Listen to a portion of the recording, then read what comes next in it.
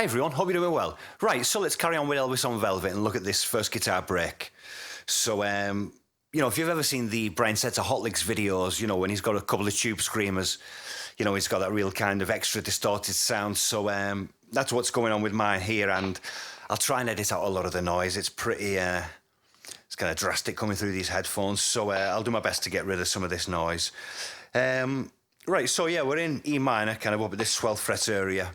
I'm going to start off really though with these kind of sort of double stop kind of things. So basically 12th fret on the D and the G. Then we're going to sort of strike that hammer down to the 14th on the D and the G, and then back to the 12th, the D and the G. I give it a bit of a shake, and then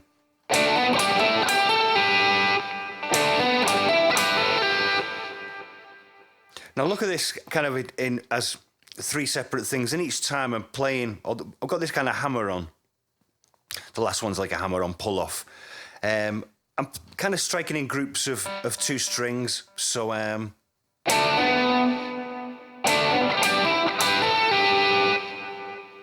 so the first time, really like at the 12th fret on the A and the D, and hammer into the 14th on the A. And the same kind of idea, but now on the D and the G, hammer into the 14th on the D. Now the same kind of idea on the G and the B. On the track, really, it's a lot more dominant. This it's kind of like a hammer on pull off on the G, the 12, 14, 12.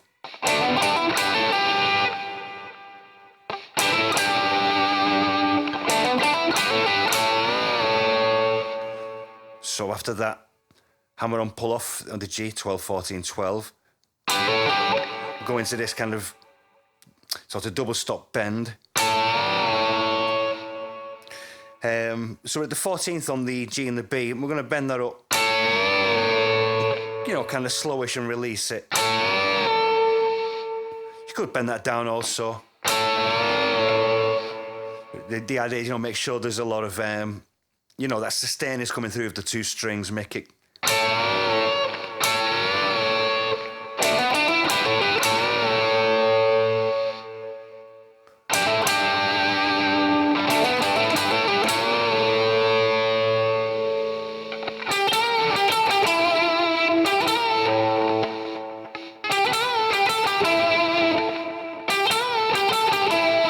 So then 12 on the G.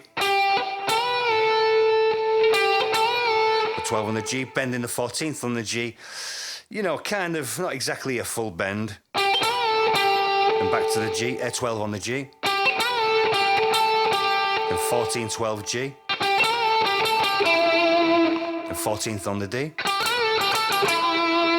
You have these kind of like series of like this syncopated.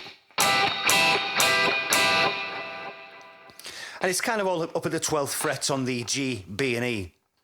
Live, you'll sometimes play those a bit more, in that kind of idea of.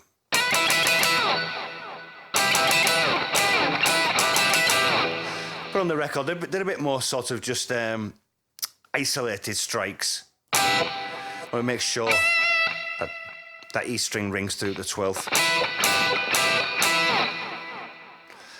And before this next lick, he kind of, because it's all, in some ways, improvised or, a little bit planned and then worked on. And as he comes off that, we're going to hit these open strings. It's really all part of the motion. Or it's really sort of listening out for it and how you want to sort of move into this next section. So,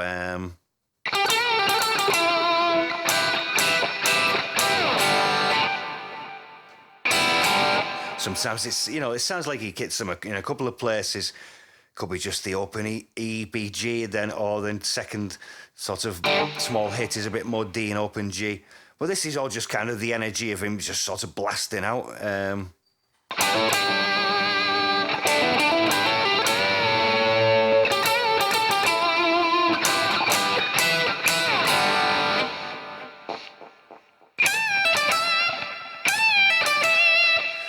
So then 15 on the E, bend up, release, pull off to the 12th, 15 on the B, back to 12 on the E, falling all over the place.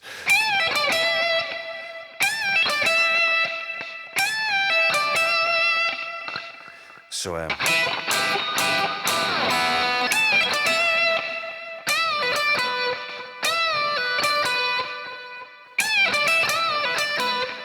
so there's slightly different rhythm, the second one.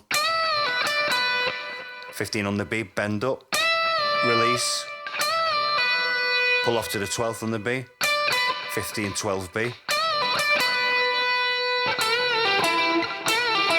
And kind of a, typical bend there, 14 on the G, bend up, release, pull off to the 12th on the G, and 14 on the D. A bit of a shake and slide off.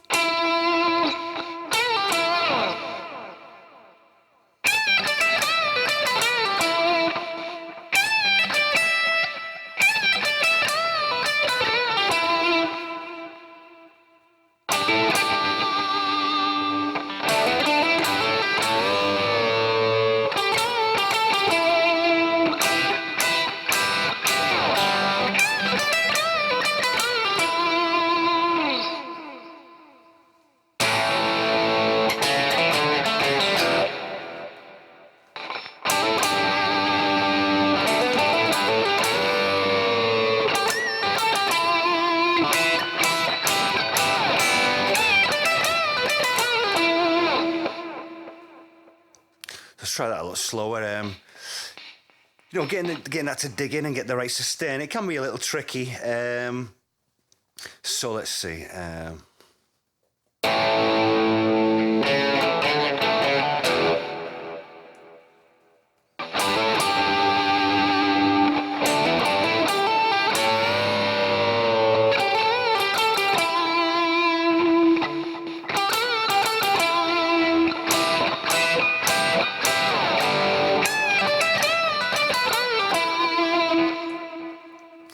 Sorry, I played that middle lick 2 times. I had to do it again. I lost my train of thought. It's another one of those things, sort of a bit slower. You really have to look and concentrate, to get it's, those things kind of accurate. Now, but saying that, that's with regards to the recorded version live. Although it's always very similar, and you probably kind of start with this. And does sort of similar things with the double stops and the bends and even the final thing, but it's never exactly the same. There are some solos where it follows, things almost note for note, and maybe slight changes. But then there are things like this where there's a contour which is it kind of sticks to, but it's never the same as the record. But it is useful to learn, and kind of bursts out, sort of. The end of the chorus, and it just kind of explodes. I think it's fantastic. Right, so give that a try, folks, and we'll carry on with this. There's some, for me, some more fantastic stuff in the actual guitar solo, a lot of great bends, and then the outro, which we'll explore more in maybe like some minor classes before we look at that, some kind of Dorian ideas. Just sort of to get an idea of those kind of exotic sounds for when when we're playing something like this.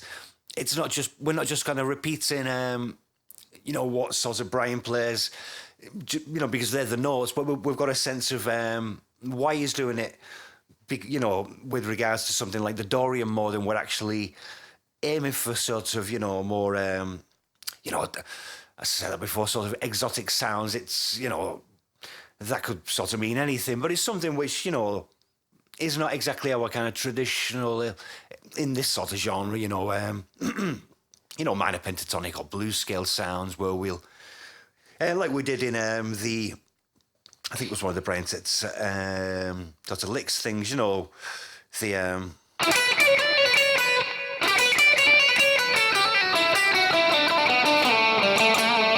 so all that kind of thing.